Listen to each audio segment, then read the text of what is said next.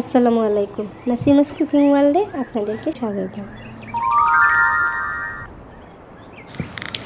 আজ আমি আপনাদেরকে তৈরি করে দেখাবো গাজরের হালুয়া বা বরফি। এটি খেতে অনেক টেস্ট এবং এর জন্য আমার কী কী উপকরণ লাগছে চলুন দেখিনি।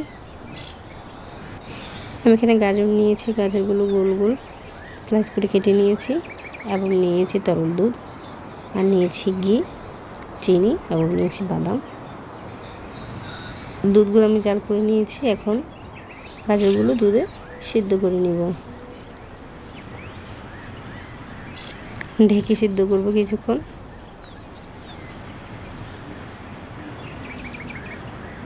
অলমোস্ট হয়ে আসছে, দুধটুকু সম্পূর্ণ টেনে যাবে। আমি সিদ্ধ করব আর কিছুক্ষণ সময় ধরে।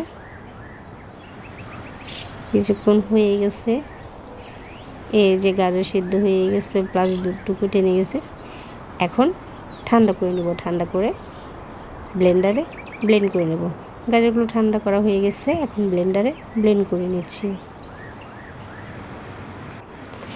এই যে দেখতে পাচ্ছেন গাজর সম্পূর্ণ ব্লেন্ড করা হয়ে গেছে, একেবারে মিহি হয়ে গেছে। এই যে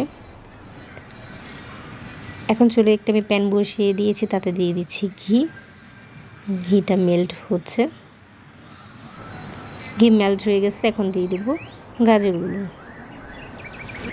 গাজরগুলো ঘির মধ্যে ভালোভাবে ভেজে নেব। গাজরগুলো আমি ঘিতে ভালোভাবে ভেজে নিচ্ছি। এটা অনবরত নেড়ে চেড়ে ভাজতে হবে। এখানে পর্যায়ে দিয়ে দেবো চিনি। চিনি দিয়ে ভালোভাবে নেড়ে দিব। গাজর কমপ্লিট রান্না না হওয়া পর্যন্ত অনবরত নাড়তে হবে, তা না হলে পুড়ে যাবে। এখন এই পর্যায়ে দিয়ে দেবো স্বাদ অনুযায়ী লবণ।